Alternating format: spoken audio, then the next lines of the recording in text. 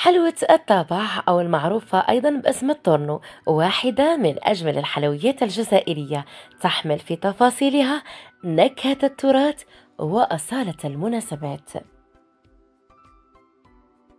وبجميع أسرارها وخطوات نجاحها، وكالعادة بمقادير مضبوطة ومحسوبة. نحضر مع بعض 16 حبة من التورنو، تجي طرية مشقة وبلون ذهبي. مرحبا بكم في قناتكم الوهرانية كويزين. طبعا نستأذنكم ندخل بيوتكم وإن شاء الله نكون ضيفة خفيفة عليكم، نقدم لكم وصفات، نشارككم أفكار، نهمس لكم على حيل وتدابير مطبخية. وبلا ما نزيد نطول عليكم أكتر، يلا حبيبتي ندخلوا المطبخ ونحضروا الوصفة مع بعض.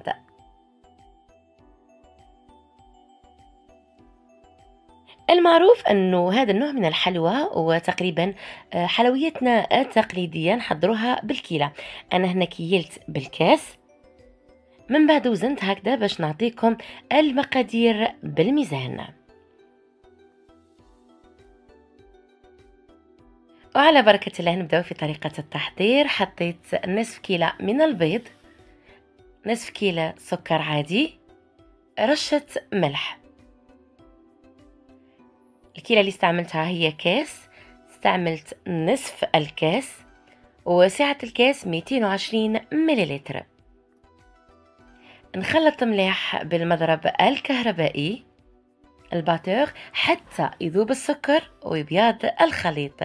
رايحين نضيفوا الزيت، نصف كيلة من الزيت يعني نصف كاس، بالتدريج ما نحطوهش مرة واحدة، يعني نحطه ونخلطه في نفس الوقت. ملاحظة لازم تخلطي مليح حتى يختفي الزيت تماما ويتجانس الخليط.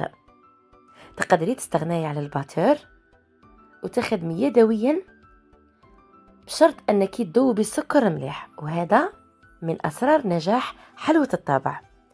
اضفنا ملعقة كبيرة من مبشور الليمون، كاس من الفرينة، ملعقة كبيرة من المايزينا نشاء الذرة، وكيس ونصف من خميرة الحلويات.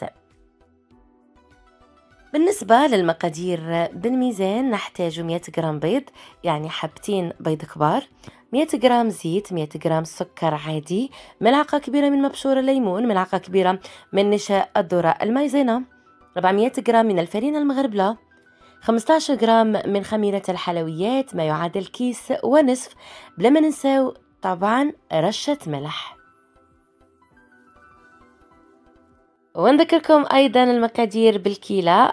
استعملنا نصف كاس بيض، نصف كاس سكر عادي، نصف كاس زيت، ملعقة كبيرة مبشور ليمون، ملعقة كبيرة مايزينا، كأسين ونصف من الفرينة، وكيس ونصف من خميرة الحلويات، ورشة ملح.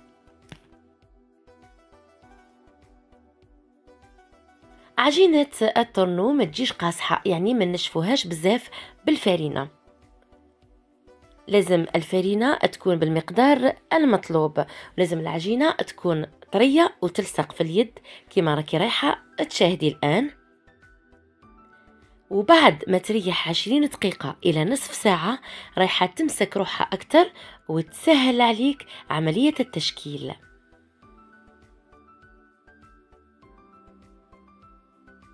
فوق ورق الزبدة ولا كيس بلاستيكي نفتح العجينة، وهنا فتحتها بالطريقة التقليدية باليد فقط، لأنه العجينة ارتاحت معانا راح تساعد في الخدمة أكتر. بالنسبة للسمك من 1.5 إلى 2 سنتيمتر، تقدري تعبري بهذه الطريقة بالأصبع. قطعيها حسب الرغبة، أنا شكلتهم وردات، الله يجعل أيامكم كلها ورود.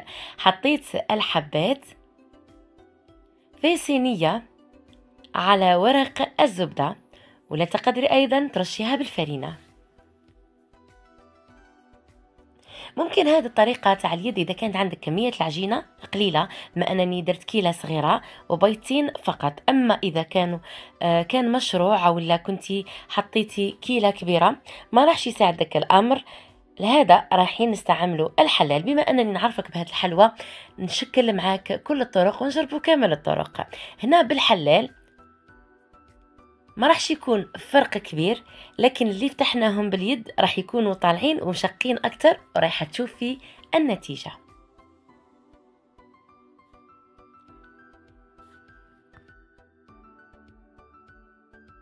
إذا خدمتي بالحلال من الأحسن أنك تغلظيها شوية، يعني 2 سنتيمتر تعطيك نتيجة رائعة.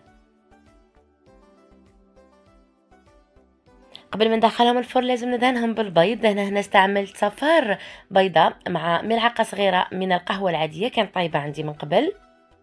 كاين اللي يحط بيضة كاملة مع القهوة، كاين اللي يحط بيضة مع الكاكاو، كل أخت وكيفاش تحضر الخلطة. كاين حبات غادي نحط عليهم سكر، ولهذا راني نغربل في السكر نتخلص من الرقيق لأنه ينحرق بسرعة فوق الحبة. راح نستعمل الخشن فقط. وكاين حبات راح نزينهم بالحلوى الملونة. كما راكي تشوفي راني نطلي الحبات، نحاول نعطيهم كمية مليحة من الخلطة. ندهن الوجه، بعد نحط السكر وحبات حطيت عليهم الحلوى المعروفة بحلوى الشوربة الملونة، وإلى الفرن اللي نكونوا مسخنينه من قبل. بالنسبة للطياب لازم الفرن يكون مسخن. ماذا بيك كي تبدي تحضري الحلوى تشعلي الفرن على أعلى درجة، تسخنيه مليح. بعدها تحطي الصينية في الرف الأوسط، في الرف الوسطاني حطي الصينية ونقصي للنار. بعد ما طيب الحبات من تحت شعلي عليهم وحمريهم الفوق.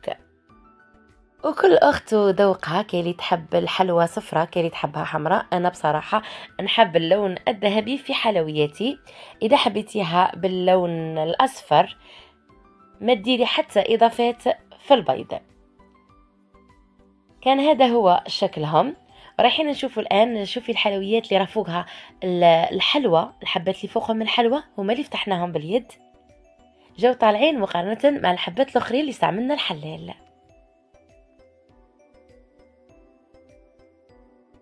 تقريبا وصلت لنهاية الفيديو. إذا كنت تشوفي القناة لأول مرة ولا خرجت لك بالصدفة تشوفي أنها تستاهل تطلع وتستحق المشاهدة، ما عليك حبيبتي إلا الاشتراك، البارتاج، والضغط على زر الجرس ليصلك جديد الفيديوهات. هذا شكلها من الداخل من السماء بالليمون وطرية. نتمنى تعجبكم الوصفة وتجربوها وتعتمدوها، وانا نتلاقى معكم في فيديو اخر. بقى لي غير نقولكم مني الاجتهاد ومنكم التشجيع، والقادم احلى. سلام.